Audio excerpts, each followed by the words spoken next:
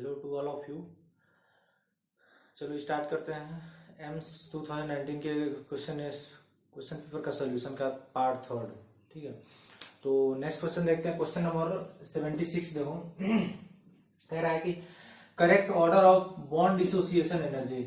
तो ये वाला इस टाइप का क्वेश्चन पड़ा हुआ है। ठीक है, बॉन्ड डिसोसिएशन एनर्जी का ऑर्डर बताना है। तो मतलब किसके बॉन्ड को ब्रेक करने के लिए ज्यादा एनर्जी है, वो उसमें ऑर्डर जो दिया हुआ है उसमें से कौन सा ऑप्शन करेक्ट है। तो इसके लिए देखो, पहले की जो हैलोजन्स है, हैलोजन में बॉन्ड स्ट्रेंथ क्या होता है। ठीक है, ऐसे लिख देते हैं, bond dissociation energy directly proportional किसके प्रोपोर्शनल होगा, ओवरलैपिंग की। जैसे Br2 की बात करें, F2 की पहले बात करते हैं। मान लो F2 है, F2 में क्या होगा, 2p और 2p दो फ्लोरीन है, दो फ्लोरीन के बीच में क्या होगा, 2p और 2p के बीच में क्या होगा, ओवरलैपिंग हुआ होगा, सॉरी सिग्मा बॉन्ड बना होगा F2 2p 2p के बीच में। तो जितना साइज कम होता है तो ओवरलैपिंग क्या होती है, स्ट्रांग होता है। साइज कम होता है तो ओवरलैपिंग स्ट्रांग होता है। तो ओवरलैपिंग स्ट्रांग रहेगा तो स्ट्रांग बॉन्ड बनेगा, स्ट्रांग बॉन्ड बनेगा तो बॉन्ड डिसोसिएशन एनर्जी क्या आएगी, ज्यादा आएगी।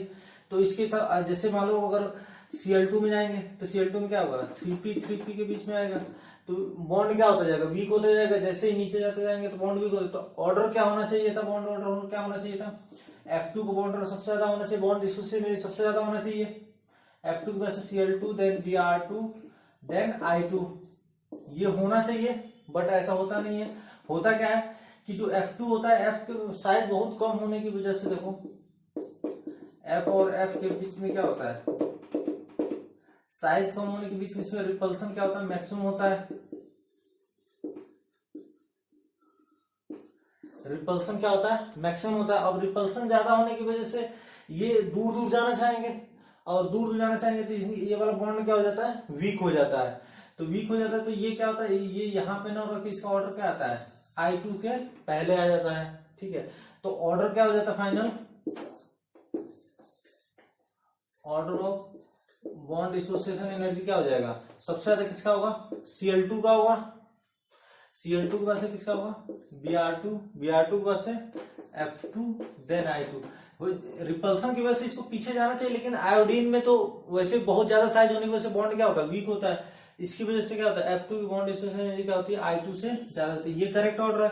अब इसमें ऑप्शन मैच कर लो, Br2 Cl2 से ज्यादा है तो गलत है, F2 Cl2 से ज्यादा है तो भी गलत है, I2 F2 से ज्यादा है ये भी गलत है, F2 I2 से ज्यादा है। तो यानी कि ये वाला आंसर क्या हो जाएगा, करेक्ट हो जाएगा।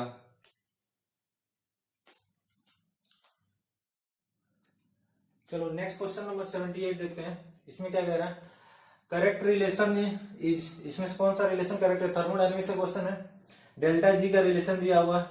तो इसमें देखो डेल्टा, ये चीज ध्यान देने वाला है कि डेल्टा जी दिया हुआ, डेल्टा जी नॉट नहीं दिया हुआ। Delta G naught equal to कितना होता है, -RT/ln के इक्विलिब्रियम होता है। डेल्टा जी नॉट होता है इक्वल टू होता है, लेकिन यहाँ डेल्टा जी नॉट नहीं दिया हुआ, क्या दिया हुआ, डेल्टा जी दिया हुआ है। तो अब इसके लिए देखो, तो जो मेन फॉर्मूला है उसका वो यूज करो। डेल्टा जी इक्वल टू क्या होता है, delta G not plus 2.30 log लिखते हैं तब 2.303 लिखते हैं। ln दिया हुआ है तो क्या लिखेंगे, प्लस RT/ln Q लिखते हैं। रिएक्शन कोएफिशिएंट होता है। अब देखो डेल्टा जी नॉट की वैल्यू तो हमें पता है, डेल्टा जी नॉट की वैल्यू क्या होता है, एट इक्विलिब्रियम पे -RT/ln K होता है। तो डेल्टा जी इक्वल टू कितना हो जाएगा, -RT/ln K plus RT/ln Q। अब देखो डेल्टा जी देखो KQ/K फॉर्म में है, तो क्या करते हैं कि माइनस को रहने देते हैं, क्योंकि डिवाइड में तो कोई ना कोई आएगा, ये दोनों तो होंगे नहीं, इन्हीं दोनों में से होगा। तो डिवाइड में आएगा तो क्या करते हैं, दोनों में माइनस, तो माइनस को बाहर ही रहने देते हैं। अगर माइनस बाहर रहने देंगे तो -RT कॉमन ले लेते हैं, तो ये क्या हो जाएगा, ln K माइनस क्या हो जाएगा, ln Q हो जाएगा। और ln K minus ln Q क्या लिख सकते हैं, K/Q लिख सकते हैं, -RT/ln K/Q। ये हमारा क्या हो जाएगा, आंसर हो जाएगा, K/Q ये आंसर हो जाएगा। तो सिंपल सा एक इक्वेशन यूज करना है, यहाँ से आप वैल्यू पुट करके डायरेक्ट तुम्हारा आंसर आ जाएगा। नेक्स्ट क्वेश्चन नंबर 79 देखते हैं, क्या कह रहा है। विच of the following has the maximum solubility at low pH. Low pH पे किसकी सॉल्युबिलिटी, लो पीएच मतलब क्या होगा, पहले तो ये देख लो, पीएच कम होना चाहिए। लो पीएच मतलब मीडियम कौन सा हो जाएगा, एसिडिक मीडियम। लो पीएच का मतलब क्या हो जाएगा, एसिडिक मीडियम। लो पीएच में पीएच की वैल्यू कम होगा तो H+ का कंसंट्रेशन क्या होगा, ज्यादा होगा। H+ का कंसंट्रेशन ज्यादा तो एसिडिक मीडियम होगा। उसमें पूछा गया कि सॉल्युबिलिटी किसकी ज्यादा होगी। तो यहाँ पे देखो कौन कौन सी, ये भी सॉल्ट है, ये भी सॉल्ट है, ये भी सॉल्ट है, तीनों तो सॉल्ट है। सॉल्ट में किसी एक का क्या होगा, हाइड्रोलिसिस हो सकता है। इसमें NH4+ का हाइड्रोलिसिस होगा, इसमें तो किसी का हाइड्रोलिसिस ही नहीं होगा। NaCl दोनों स्ट्रॉन्ग एसिड स्ट्रॉन्ग बेस है। यहाँ पे देखो ये भी सॉल्ट है, इसका हाइड्रोलिसिस होगा, ठीक है। इसमें तो दोनों के दोनों स्ट्रॉन्ग के पार्ट है सॉल्ट। चलो इसमें हाइड्रोलिसिस NH4+ का होगा, इसमें हाइड्रोलिसिस किसका होगा, PO4- का होगा, ठीक है। तो ये सॉल्ट का हाइड्रोलिसिस तो NH4+ किससे, H2O से कंबाइन होकर क्या रिलीज करेगा, OH गेन करेगा और H+ रिलीज करेगा। और तुम्हारे देखो H+ रिलीज करा और ऑलरेडी सोल्यूशन में H+ है। यहाँ पे देखो ये ऑप्शन में अगर मान लो सॉल्युबिलिटी की बात करते हैं, ये इसकी तो बात ही नहीं करना, क्योंकि ये तो इसका तो हाइड्रोलाइसिस ही नहीं होगा, ये किसी से रिएक्ट नहीं करेगा, तो सॉल्युबिलिटी क्या होगी, बहुत कम होगी। NH4Cl में किसका, NH4+ का होगा। मान लो NH4+ क्या होगा, अगर H2O से कंबाइन होगा तो क्या बनता है, NH4OH। हाइड्रोलिसिस का रिएक्शन देखा गया था, यहां से क्या आता है, H+ रिलीज होगा। और ऑलरेडी सोल्यूशन में H+ है, ऑलरेडी सोल्यूशन में H+ है, यहाँ से H+ फॉर्म हो रहा है तो रिएक्शन क्या है, बैकवर्ड ज्यादा आएगा। बैकवर्ड ज्यादा तो इसकी सॉल्युबिलिटी क्या होगी, कम होगी। NH4Cl की सॉल्युबिलिटी क्या होगी, कम होगी। ऐसे H3PO4 ये क्या है, PO4- है, ठीक है। तो ये भी क्या होगा, यहाँ पे PO4- है, PO4- प्लस अगर H2 तो ये चलो मान लो H3PO4 बना देते हैं। यहां से क्या होगा, OH- रिलीज होगा, वो OH इससे कंबाइंड हो जाएगा, तो इसकी सॉल्युबिलिटी कंपैरेटिवली क्या होगा, इनके कंपैरेटिवली इसकी सॉल्युबिलिटी ज्यादा आएगी। बट यहाँ पे देखो डी ऑप्शन में क्या है, स्ट्रॉन्ग बेस है, स्ट्रोंशियम हाइड्रोक्साइड स्ट्रॉन्ग बेस है। स्ट्रॉन्ग बेस है तो वो तो क्या करेगा, सीधे एसिड से रिएक्ट करेगा, इससे क्या रिलीज होगा, OH- और इसका हो जाएगा H+, ये कंबाइन होगा तो क्या बनाएगा, H2O। और इसके अगर मान लो रिवर्सल मानते हैं तो इसकी जो इक्विलिब्रियम कांस्टेंट की वैल्यू होगी वो क्या किसके बराबर होता है, इसके रिवर्स का क्या होता है, 10⁻⁻14 होता है। अगर H2O ब्रेक होता है H+ OH- में, तो इसके फॉरवर्ड का क्या होगा, 10⁻14 होगा। तो ये वैल्यू बहुत ज्यादा है, के की वैल्यू ज्यादा है, यानी कि रिएक्शन फॉरवर्ड में ज्यादा जाएगा, यानी कि ये सबसे ज्यादा क्या होगा, रिएक्ट करेगा, सॉल्युबल होगा इस सॉल्यूशन में। तो आंसर कौन सा देंगे, डी यहाँ पे आंसर हो जाएगा। बस ये सोचना था कि लो पीएच पे सॉल्युबिलिटी पूछा है, तो लो पीएच का मतलब क्या होगा, एसिडिक मीडियम। एसिडिक मीडियम में जो बेस होगा वो क्या होगा, ज्यादा रिएक्ट करेगा, जो जितना ज्यादा बेसिक होगा। तो एक तो इसका सोल्यूशन थोड़ा सा यहाँ से OH- रिलीज हो रहा है, लेकिन ये कम है, यहाँ से तो H+ रिलीज हो रहा है, तो H++ रिएक्शन बैकवर्ड ही जाएगा। इसमें सबसे ज्यादा होगा स्ट्रॉन्ग बेस है, तो स्ट्रॉन्ग बेस एसिड से रिएक्ट करके करेगा। इसका की जो आता है वो क्या था, 10⁻14 के आसपास आता है, 14 मतलब बहुत ज्यादा होगा, प्रोडक्ट रिएक्शन क्या फॉरवर्ड में ज्यादा जाएगा, ठीक है। तो आंसर क्या देंगे, डी आंसर दे देंगे। नेक्स्ट क्वेश्चन नंबर 80 नंबर देखते हैं, ठीक है। विच of the following is the correct order of packing efficiency, solid state का क्वेश्चन है, ठीक है। पैकिंग एफिशिएंसी का ऑर्डर देखना है। ये सारे 4 यूनिट सेल है, बेसिक यूनिट सेल है, जो आपने पढ़ा था। HCP hexagonal closest packing, FCC face centred cubic cell, BCC body centre cubic cell, SCC कैसे क्या होता है, सिंपल क्यूबिक सेल। तो सबका पैकिंग एफिशिएंसी बेसिकली ऐसे पैकिंग एफिशिएंसी ऐसे तो निकाल भी सकते हो, बट याद ही रखना होता है कि इनका जनरली क्या होता है, याद होता है। तो SCP का पैकिंग एफिशिएंसी कितना होता है, 74% था। FCC का कितना था, 74%। BCC का कितना था, 68%। और SCC का कितना था, 52.2% या 52% ले सकते हैं। तो ये हो जाएगा इसमें, ठीक है। तो ऑर्डर देख लो पैकिंग एफिशिएंसी का। वैसे पैकिंग एफिशिएंसी का फॉर्मूला क्या होता है, packing efficiency volume of atom divide by volume of unit cell into क्या कर दोगे, 100 कर दोगे, तो यहाँ से क्या होगा, कह रहे एक दूसरे में रिलेट कर सकते हैं। वॉल्यूम ऑफ एटम निकाल लो, दोनों को E और R में रिलेशन पता होता है के लिए, वहां से कह रहा वैल्यू पुट करके क्या कर सकते हैं, कैलकुलेट कर सकते हैं। तो आंसर क्या होगा, सबसे ज्यादा एसिडिटी और इनका बराबर हो जाएगा BC, ये आंसर हो जाएगा। ठीक है,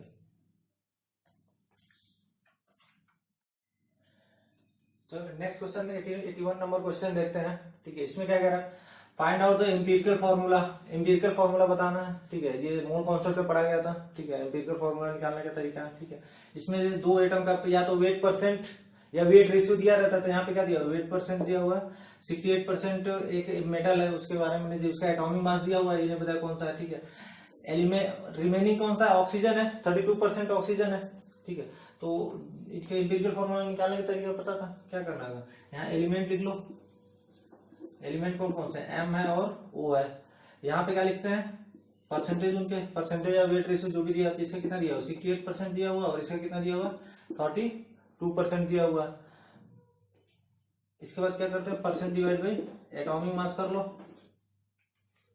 एटॉमिक मास करेंगे तो अब 68 है, तो 68 में डिवाइड करो कितना से, 68 डिवाइड बाई 34 इसका है, तो कितना आ गया, 2 आ गया। अब देखो 32 में, अब ये थोड़ा सा कंफ्यूजन होगा कि यहाँ 32 में 32 से डिवाइड करें या 16 से डिवाइड करें। तो यहाँ पे हम लोग एटम की बात कर रहे हैं, यहाँ पे एटम। ठीक है, क्योंकि जो भी आएगा यहाँ पे O2 नहीं आएगा, यहाँ O2 नहीं आएगा। एक एटम कितने नंबर्स में आ रहा है उससे आता है। तो यहाँ एक एटम की बात किया जाता है, एटॉमिक मास रखेंगे, तो एटॉमिक मास रखेंगे तो 16 रखेंगे। तो 32 डिवाइड में क्या करेंगे, 16 करेंगे तो क्या आ जाएगा, 2 आ जाएगा। दोनों का अब क्या, जो भी आता है नंबर उसमें क्या करते हैं, सबसे सिंपलेस्ट रेशियो निकालते हैं। तो सिंपलेस्ट रेशियो क्या है, 2 सबसे छोटा का, दोनों बराबर ही है, तो क्या आ जाएगा, सिंपलेस्ट रेशियो क्या आ जाएगा, सिंपलेस्ट रेशियो क्या आ जाएगा, 1:1 आ जाएगा। यानी इंपिरिकल फॉर्मूला क्या हो जाएगा,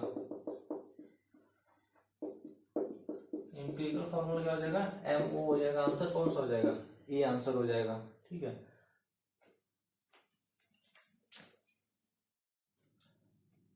चलो नेक्स्ट क्वेश्चन देखते हैं। क्वेश्चन नंबर 82 नंबर कह रहा है कि which of the following is the formula of methanide. Methanide का फॉर्मूला कौन सा है, इसमें से 3 कार्बाइड दिए हुए हैं, चारों दिए, चारों में से बताना है कौन कौन सा क्या है, मेथेनाइड है। ठीक है, मेथेनाइड का मतलब क्या हुआ, जो इससे क्या होगा, मेथेन फॉर्म होगा।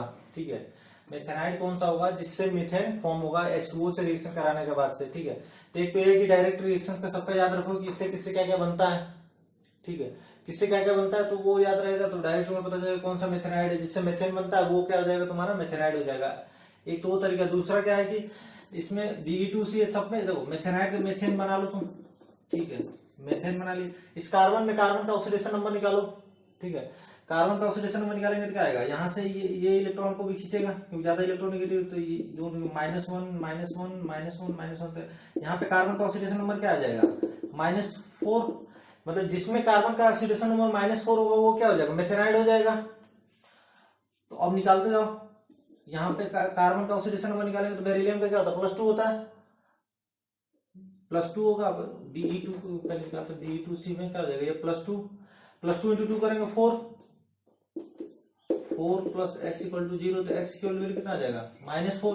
यानी यहाँ पे कार्बन का ऑक्सीडेशन नंबर क्या है, -4 है, तो यानी कि ये मेथेनॉइड हो जाएगा। CaC2 की बात करता है, कैल्शियम कार्बाइड। तो कैल्शियम का क्या होता है, +2, और यहाँ पे 2x कर लेते हैं 0, तो x की वैल्यू क्या आएगा, -1। कार्बन का ऑक्सीडेशन नंबर क्या आ रहा है, -1, तो ये नहीं होगा मेथेनॉइड।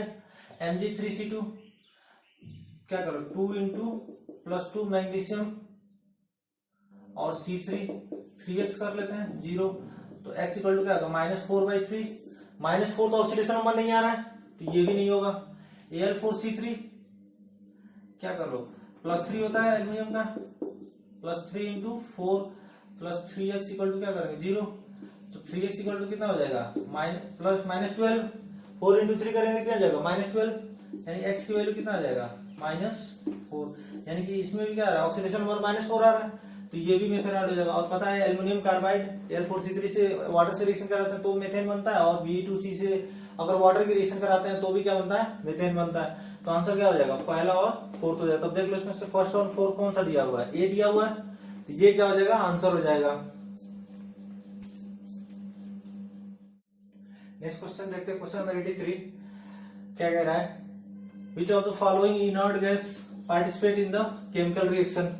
कौन सा इसमें से इनर्ट गैस है जो केमिकल रिएक्शन में क्या करता है, पार्टिसिपेट करता है। तो हमने देखो ऐसे ही पार्टिसिपेट करूंगा, तो ये पी ब्लॉक में पढ़ा गया था। पी ब्लॉक में इनर्ट गैस का जो ग्रुप था 18th ग्रुप जब पढ़ रहे थे उसमें देखा गया था केवल किसके कंपाउंड था, जिनॉन के ही कंपाउंड थे, जिनॉन के कंपाउंड थे और केवल किसके साथ बनाते हैं ये ऑक्सीजन और फ्लोरीन के साथ मिलके ही केवल क्या बनाता है, कंपाउंड बनाते हैं।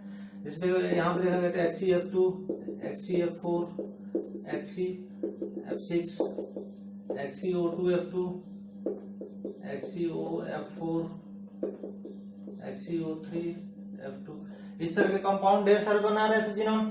ठीक है, तो केवल क्या बोलता है, जिनॉन के ही कंपाउंड क्या होता है, केवल क्या बनाता है, जिनॉन ही एक इनर्ट गैस है जो क्या बनाता है, कंपाउंड बनाता है। क्योंकि इसका कहां से देखा गया था कि ये कंपाउंड बना सकता है, जैसे कि O2 की जो आयोनाइजेशन एनर्जी थी, आयोनाइजेशन एनर्जी ऑफ O2 जो था, first ionization energy of O2 से एक इलेक्ट्रॉन को निकालने के लिए जितनी एनर्जी चाहिए वो किसके बराबर था, आयोनाइजेशन एनर्जी ऑफ जिनॉन के बराबर था।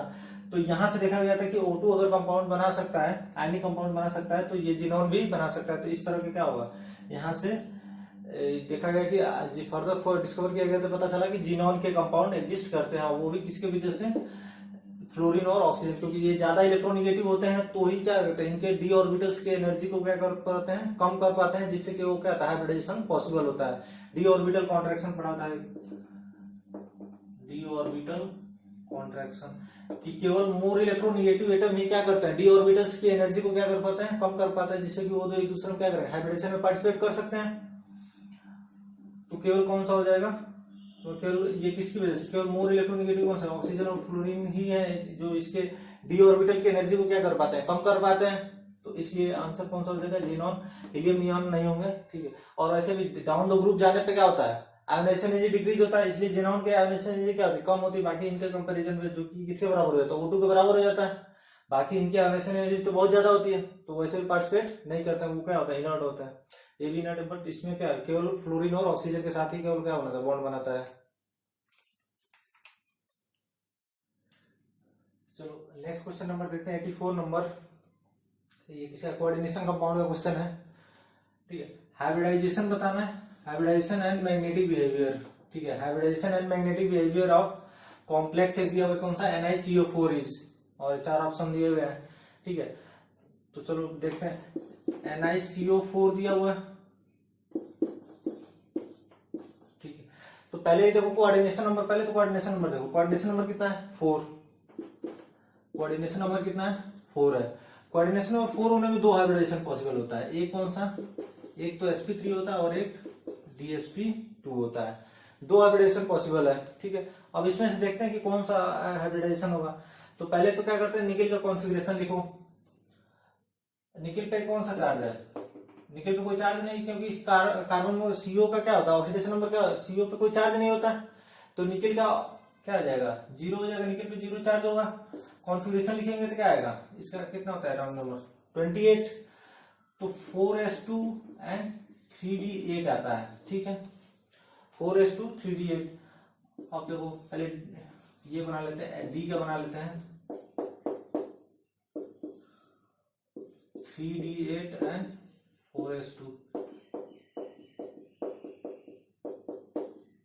कितने हो गए, 8 इलेक्ट्रॉन हो गया, और इसमें क्या है, 2 है, 2 इलेक्ट्रॉन। तो अब देखो, एक तो CO स्ट्रॉन्ग लिगेंड है। ठीक है, हाइब्रिडेशन क्या हो सकता है यहाँ पे, या तो sp3 होगा या dsp2 होगा, इसमें से दोनों में से कौन सा होगा। तो देखो स्ट्रॉन्ग लिगेंड होने की वजह से क्या होगा, अब ये 4s क्या है, s का जो दोनों इलेक्ट्रॉन है, ये दोनों इलेक्ट्रॉन क्या होते हैं, एक यहाँ पे और एक क्या होता है यहाँ पे, क्या होता है, पेयरिंग हो जाती है इनकी, और आगे के s खाली हो जाता है। s के आगे क्या हो जाएगा, आगे का वो 4p होगा, 4p। तो इसका जो कॉन्फ़िगरेशन है, यहाँ 5 इलेक्ट्रॉन होते हैं, तो क्या होंगे, पेयरिंग कर लेंगे। s का एक ऑर्बिटल वैकेंट होगा, आगे क्या होगा, p के 3, और ये 4s हो जाएगा और 4p हो जाएगा।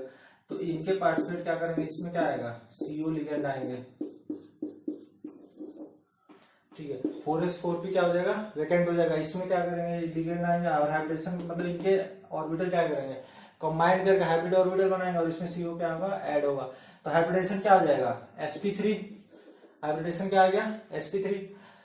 अब देखो sp3 होगा, अब डायमैग्नेटिक पेयर में तो सारे क्या पेयर्ड है, तो कौन सा हो जाएगा, डायमैग्नेटिक हो जाएगा। sp3 एंड डायमैग्नेटिक, आंसर कौन सा हो जाएगा, 4 आंसर हो जाएगा। ठीक है, तो बस ये ध्यान रखो कहाँ से स्टार्ट कहाँ से करना है। जैसे पहले जो भी कॉम्प्लेक्स दिया होगा तो पहले वो देखो कि कोऑर्डिनेशन नंबर कौन सा है, कोऑर्डिनेशन नंबर कौन सा, हाइब्रिडेशन कौन कौन सा पॉसिबल हो सकता है। उसके बाद से इसका वो देखो कि जो कॉन्फ़िगरेशन लिख लो, जितना प्लस चार्ज आ रहा है उसका कॉन्फ़िगरेशन लिखने के बाद से ये लिगेंड देखो, लिगेंड कौन सा है, स्ट्रॉन्ग लिगेंड है, वीक लिगेंड है, वीक लिगेंड है, स्ट्रॉन्ग लिगेंड है। और पेयरिंग तभी होता है, स्ट्रॉन्ग लिगेंड भी रहता है तो भी क्या होता है, पेयरिंग तभी कराते हैं जब रिक्वायरमेंट होता है। जब रिक्वायरमेंट नहीं होता, जैसे मान लो कि अगर 5 में एक ही 2 ही इलेक्ट्रॉन है और स्ट्रॉन्ग लिगेंड है तो पेयरिंग की जरूरत ही नहीं है, क्योंकि यहाँ पे 2 ऑर्बिटल खाली है, वहां पे वाइब्रेशन क्या होता है D2sp3। अगर मान लो 6 लिगेंड था तो D2sp3 हो जाता है, ठीक है।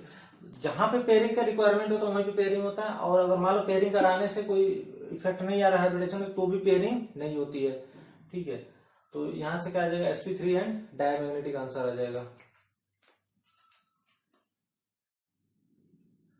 नेक्स्ट क्वेश्चन देखते हैं, क्वेश्चन नंबर 85 नंबर, ठीक है। इसमें क्या कह रहा है कि tetrahedral voids are present in 0.5 mole of HCP crystal structure. HCP crystal structure कितने हैं, 0.5 मोल है, ठीक है। मतलब चलो मान लो कि HCP स्ट्रक्चर ऐसा है तो ऐसे कितने हैं, कितने 0.5 मोल है, ठीक है। 0.45 मोल में चलो तो 0.5 मोल HCP स्ट्रक्चर है, ठीक है।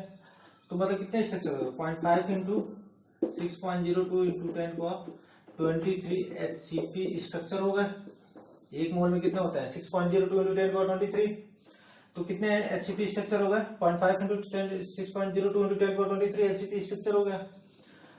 अब देखो क्या है, एक HCP स्ट्रक्चर में कितने टेट्राहेड्रल, देखो HCP स्ट्रक्चर कितने हो गए पूछा क्या है, tetrahedral void.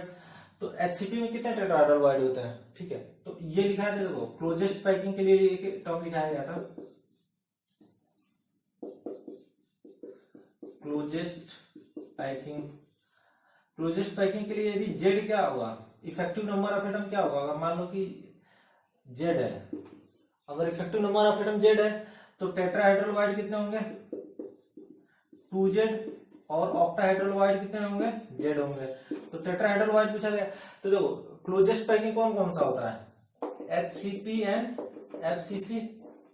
HCP and FCC क्या होता है, क्लोजेस्ट पैकिंग होता है, ठीक है। तो यहाँ पे जेड इसका कितना होता है, HCP का जेड कितना होता है, जेड इक्वल टू कितना होता है 6, याद होगा। HCP का जेड कितना होता है 6 होता है। तो टेट्राहेड्रल वॉइड कितना हो जाएगा 12, 2Z हो जाएगा। जेड होता है तो कितना होता है 2Z होता है, तो यानी 6 है तो टेट्राहेड्रल वॉइड कितना 12 होगा। तो एक HCP में 12 है तो कितने हैं तुम्हारे HCP स्ट्रक्चर, इतने हैं। तो इसमें किसका मल्टीप्लाई कर देंगे, 12 का मल्टीप्लाई कर देंगे, 12 इंटू 0.5 इंटू 6.02 इंटू 10⁻23। अब यहाँ से मल्टीप्लाई कर लो तो 5 से 12 का मतलब तो 60 आएगा, पॉइंट लगा हुआ है, 6 इंटू 6 36, 36 इंटू 10⁻23। तो यानी कि 36 इंटू 10⁻23 आएगा। तो आंसर कौन सा हो जाएगा, ये हो जाएगा 3.6 इंटू कितना हो जाएगा 3.6 इंटू 10⁻24 क्या हो जाएगा, आंसर हो जाएगा।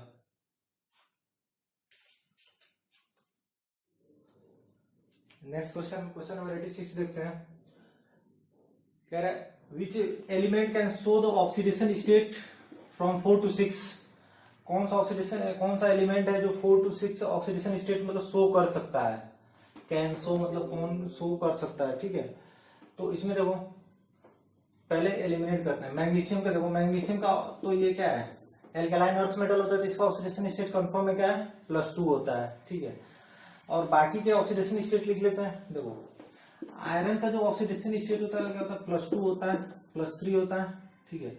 ये तो मेजर होते हैं, ज्यादा स्टेबल होता है। ये क्या होता है ज्यादा स्टेबल इसका ऑक्सीडेशन स्टेट होता है। एनसीईआरटी में +4 है, +6 दिया हुआ है, +2 +3 +4 है, +6। बट ये वाले क्या होते हैं स्टेबल नहीं होते, उतने नॉट स्टेबल, इतने ज्यादा स्टेबल शो नहीं होते हैं, ठीक है, नॉट स्टेबल।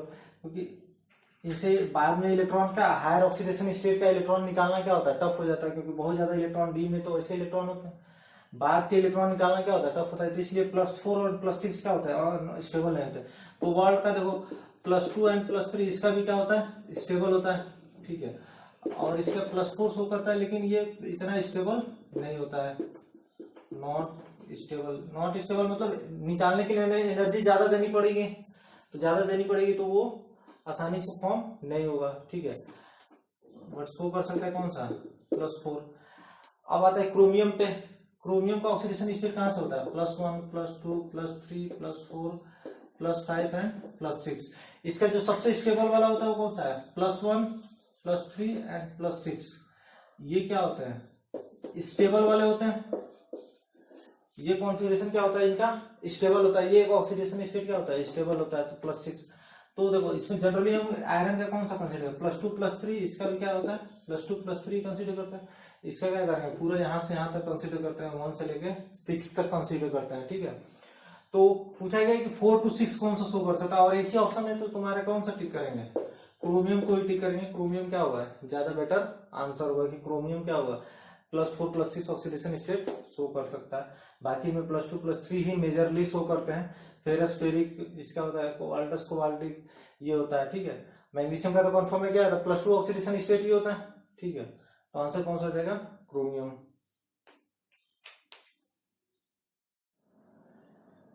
नेक्स्ट देखते हैं 87 नंबर।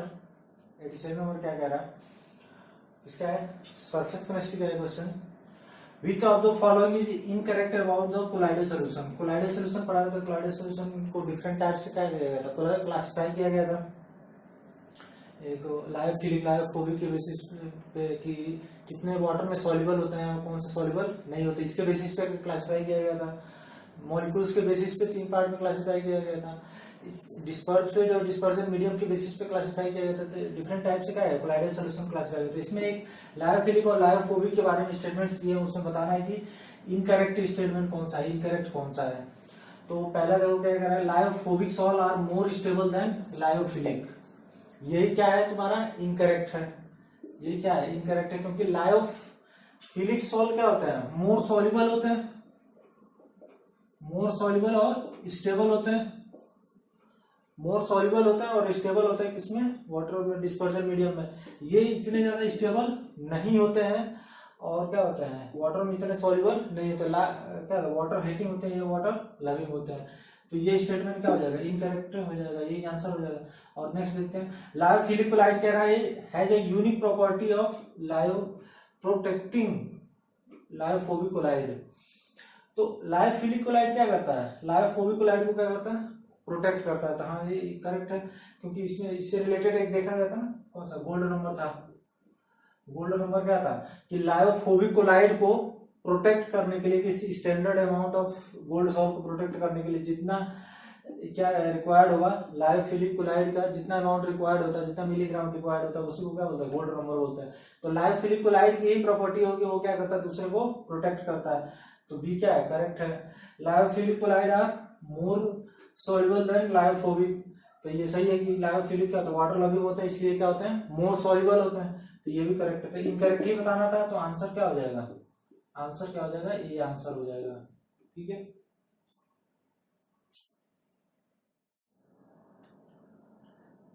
नेक्स्ट देखते हैं क्वेश्चन नंबर 88। इसमें क्या कह रहा है कि ऑन हीटिंग हाइड्रोजेनिक एसिड कौन सा फॉर्म होता है, NH3 फॉर्म होगा, N2H2। तो देखो ये इसमें याद ही रखना है तुम्हें, 2HN3 हाइड्रोजेनिक एसिड क्या होता है, HN3 होता है। इसको हीट करते हैं लोग तो किस में कन्वर्ट होता है, N2 और H2 और N2 में क्या होगा, H2 और N2 में क्या होगा, कन्वर्ट हो जाएगा। N2 करोगे तो कितना आ जाएगा, 3N2 हो जाएगा। इसमें तो आंसर कौन सा हो जाएगा, डी आंसर हो जाएगा। डायरेक्ट याद रखना है। हाइड्रोजेनिक एसिड को क्या करते हैं, हीट करते हैं, तो किसमें कन्वर्ट होता है, हाइड्रोजन और नाइट्रोजन गैस में क्या होता है, ब्रेक हो जाता है। नेक्स्ट क्वेश्चन देखते हैं, क्वेश्चन नंबर 89। एक्सेप्शन रीजन क्या है, कह रहा है कि zinc oxide becomes yellow when heated, ठीक है। तो देखो क्या करते हैं, ये सॉलिड स्टेट में पड़ा होगा, सॉलिड स्टेट में जहां डिफेक्ट्स पड़े थे तो वहां पे दो टाइप के नॉन स्टाइकोमेट्रिक डिफेक्ट में एक आता है, ठीक है, कि cationic vacancy, anionic vacancy due to presence of cation, due to absence of anion, या फिर एक मेटल एक्सेस था, ठीक है। 3 टाइप के थे डिफेक्ट। तो उसमें देखो जिंक ऑक्साइड, ये कौन सा, अगर जिंक ऑक्साइड को हीट करते हैं, ठीक है, अगर जिंक ऑक्साइड पहले तो ये किसमें होता है, व्हाइट होता है, ठीक है। जब इसको हीट करेंगे तो क्या होगा, Zn+2 और यहाँ से क्या होता है O2 निकल जाता है और 2 इलेक्ट्रॉन रिमूव होता है। तो ऐसे ये ब्रेक होगा, ठीक है। जिंक और अभी इसका कलर क्या हो जाएगा, क्रिस्टल का कलर क्या हो जाएगा, येलो कलर हो जाता है। क्रिस्टल का कलर क्या हो जाता है, येलो कलर हो जाता है। अब देखो होगा उसकी वजह से, देखो ये तो समझ में आया, असर्शन तो करेक्ट है। Zinc oxide become yellow when heated, heat करेंगे तो क्या हो जाएगा, व्हाइट से किसमें चला जाता है, येलो में चला जाता है। एनायनिक साइट आ रहा ऑक्युपाइड बाई अनपेड इलेक्ट्रॉन, तो जो यहाँ से क्या है, ये वाला इलेक्ट्रॉन जो रिमूव हो रहा है वही इलेक्ट्रॉन क्या करते हैं, यहाँ से क्या करेंगे, इसको ऑक्युपाई कर लेंगे। जो क्रिस्टल है उसमें से कुछ ऑक्सीजन के एनायन रिमूव हुए हैं, वो एनायन की वैकेंसी को कौन ऑक्युपाई करे, इलेक्ट्रॉन ऑक्युपाई करें, जिनकी वजह से कलर इसका क्या होता है, व्हाइट से क्या होता है, रेड हो जाता है। तो एक्सप्लेनेशन में रीजन भी सही है, तो आंसर कौन सा हो जाएगा, ये आंसर हो जाएगा कि दोनों करेक्ट हैं और एक दूसरे रीजन जो क्या है असर्शन का एक्सप्लेनेशन भी है। चलो नेक्स्ट 91 नंबर क्वेश्चन देखते हैं, ठीक है। ये तुम्हारा एफ ब्लॉक का है, ठीक है, एफ ब्लॉक का लेंथेनाइड सीरीज का कह रहा है YB+2 क्या होता है, इटर्बियम होता है। YB+2 is more stable than gadolinium, GD+2 से क्या ज्यादा स्टेबल है। और कह रहा है गोल्डेनियम का इलेक्ट्रॉनिक कॉन्फ़िगरेशन ये होता है। तो देखो एफ ब्लॉक में किसका किसका याद रखना होता है तुम्हें, एक तो सबसे पहले सीरियम का याद रखना होता है, सीरियम का कितना होता है 57, ठीक है, इसका इलेक्ट्रॉनिक कॉन्फ़िगरेशन ध्यान रखना होता है। नीचे आने पर सबसे मिड में आता है जो क्या आता है 64, किस कौन सा होता है, गोल्डेनियम होता है। इसके जस्ट ऊपर एक याद रखना होता है, कौन सा, यूरोपियम होता है, यू 63 होता है। इसके नीचे का याद रखना होता है 65, टर्बियम होता है, ठीक है। लास्ट सबसे लास्ट वाला जो होता है 71 नंबर, वो क्या होता है, लुटोरियम इसका। और इसके पहले जो याद होता है टर्बियम, ये क्या होता है, इटर्बियम होता है, YB होता है, ठीक है, ये याद रखना होता है। इनका इलेक्ट्रॉनिक कॉन्फ़िगरेशन ध्यान रखना होता है। तो देखो, तो किसका पहले दोनों का इलेक्ट्रॉनिक कॉन्फ़िगरेशन लिख लेते हैं, फिर वहां से एक्सप्लेन हो जाएगा कि करना क्या है। तो किसका किसके बारे में जो जो इन्फॉर्मेशन, इटर्बियम दिया हुआ है, गोल्डेनियम दिया है, तो पहले इटर्बियम का लिख लेते हैं। इटर्बियम का लिखेंगे तो क्या आएगा, जीनॉन 4 6s2 5d। इसमें देखो एक इलेक्ट्रॉन यदि लुटोरियम में करते हैं तो 5d1 क्या आता है, 4d क्या आता है, 4f7 आता है, 4f14 आता है। इसमें एक जीरो करना पड़ता है, यहाँ पे 4f क्या आएगा, 14 आएगा। ये आएगा तुम्हारा इटर्बियम का कॉन्फ़िगरेशन। और गोल्डेनियम का लिखेंगे, GD का लिखेंगे तो ये मिड में होता है। इसका +3 वाला क्या होता है, स्टेबल होता है, 4s2 5d1 एंड 4f7 होता है, ये होता है इन दोनों का इलेक्ट्रॉनिक कॉन्फ़िगरेशन। अब दोनों का ये इलेक्ट्रॉनिक कॉन्फ़िगरेशन लिख लिया। अब +2 पहले तो रीजन देख लो, रीजन ही गलत है तुम्हारा। कह रहा है गोल्डेनियम का ऑक्सीडेशन क्या इलेक्ट्रॉनिक कॉन्फ़िगरेशन क्या होता है, 5d2 होता है, यहाँ पे क्या है 5d1 होता है, ठीक है। तो रीजन तो ऐसे ही गलत हो गया, असर्शन के लिए चेक कर लेते हैं। तो कह रहा है कि YB+2, तो YB+2 करेंगे तो YB+2 करेंगे तो क्या आ जाएगा, 4f14 आ जाएगा केवल, सारे ये भी जीरो हो जाएंगे। और GD+2 करेंगे तो क्या आएगा, ये चला जाएगा, लेकिन 5d1 में एक इलेक्ट्रॉन अभी प्रेजेंट है, तो ये इतना ज्यादा स्टेबल नहीं होगा, ये क्या होगा, बहुत ज्यादा स्टेबल होगा। तो YB+2 क्या हो जाएगा, YB+2 क्या हो जाएगा, ज्यादा स्टेबल हो जाएगा किससे, GD+2 से, क्योंकि GD का कौन सा ऑक्सीडेशन स्टेट ज्यादा स्टेबल होगा, +3। ये भी निकल जाए, ये भी निकल जाए, तब क्या होगा, ज्यादा स्टेबल होगा। तो ये रीजन गलत है और असर्शन क्या है, करेक्ट है। तो बस ये ध्यान रखना कि इनका लेंथेनाइड सीरीज में इनका इलेक्ट्रॉनिक कॉन्फ़िगरेशन ध्यान रखो, बाकी हो जाएगा, ठीक।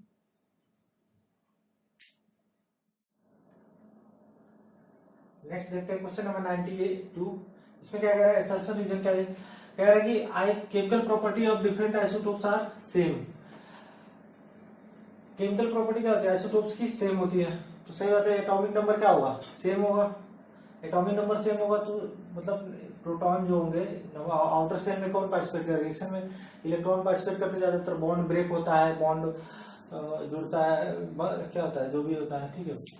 बॉन्ड केमिकल रिएक्शन होता है क्या है, बॉन्ड ब्रेक होता है, रिएक्टेंट का बॉन्ड ब्रेक होता है और नए बॉन्ड क्या होते हैं, फॉर्म होते हैं कोई भी केमिकल रिएक्शन में।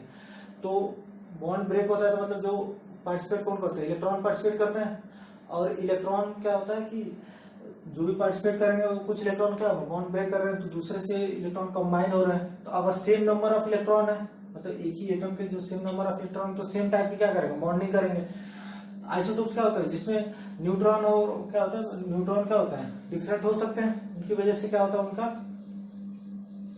क्या होता है, एटॉमिक मास डिफरेंट आता है। एटॉमिक नंबर तो सब कुछ क्या होता है, सेम ही होता है। तो इस वजह से क्या बोले, chemical property of the isotopes are same, तो ये करेक्ट है। ठीक है, कह रहा है आइसोटोप्स में भी सेम नंबर ऑफ न्यूट्रॉन, तो सेम नंबर ऑफ न्यूट्रॉन होता है तो उसको आइसोटोप्स नहीं बोलते, क्या बोलते हैं, आइसो न्यूट्रॉन, आइसोटोन्स बोलते हैं। तो क्या बोलते हैं, आइसोटोन्स बोलते हैं। तो ये क्या हो जाएगा, गलत। आइसोटोप्स में क्या होता है, number of proton number of electron क्या होते हैं, सेम होता है, और सेम नंबर ऑफ इलेक्ट्रॉन, क्योंकि इलेक्ट्रॉन ही पार्टिसिपेट करते हैं बॉन्ड बनाने में, बॉन्ड बना के बॉन्ड ब्रेक करने में। तो इसलिए क्या हो जाएगा, असर्शन करेक्ट है, रीजन इनकरेक्ट हो जाएगा। आंसर कौन सा होगा, सी आंसर होता है, जिसमें असर्शन करेक्ट होता है, रीजन इनकरेक्ट होता है।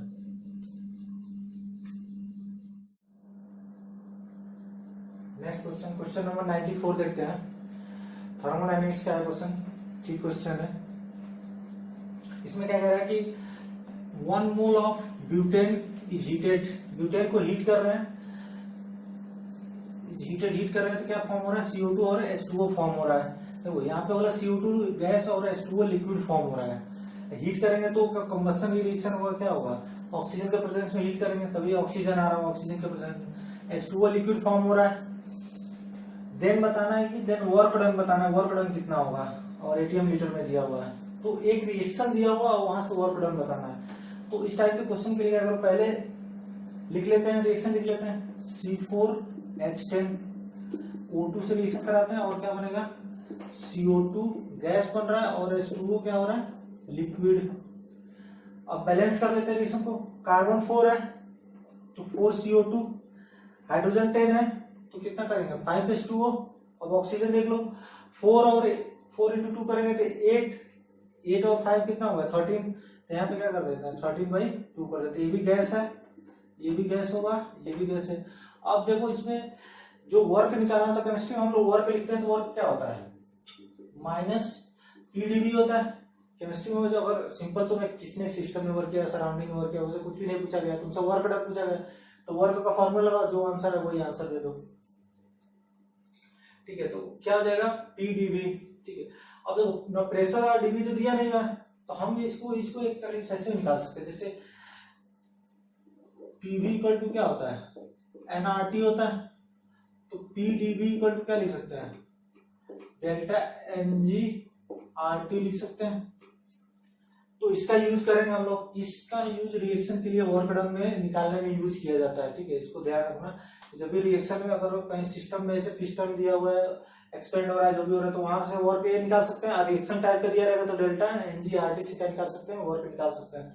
तो यहाँ से क्या हो जाएगा, -PdV है, तो इसको रख देंगे तो क्या हो जाएगा, -डेल्टा NgRT। R पता है, T पता है, टेम्परेचर 25 डिग्री सेंटीग्रेड दिया हुआ, केल्विन में रख देंगे। डेल्टा Ng की वैल्यू पहले निकाल लेते हैं यहाँ से। डेल्टा Ng की वैल्यू क्या होता है, प्रोडक्ट का जो गैसेस में है, प्रोडक्ट में कौन सा है, 4 है, माइनस रिएक्टेंट में क्या हो जाएगा, 1 + 13/2। ठीक है, तो इसको सॉल्व करते 3 हो गया, और 3 × 2 करेंगे तो 6, 19/2 आ जाएगा। अब यहाँ पे वैल्यू पुट कर देंगे, यहाँ से क्या हो जाएगा तुम्हारा, 1 मिनट, 3 यहाँ माइनस में आएगा ना, 1 मिनट, ये गलत हो रहा है, 3 माइनस क्या हो जाएगा, 13/2 आएगा, तो 2 × 3 6, तो -7/2 आ जाएगा। ठीक है, -7/2, तो -7 रखेंगे तो प्लस में आ जाएगा, 7/2। R की वैल्यू ATM लीटर में रखना है। ठीक है, क्योंकि तुम्हारा ATM लीटर में यूनिट दिया होता है, ATM लीटर में रखो तो 1/12 रख सकते हैं, बताए थे।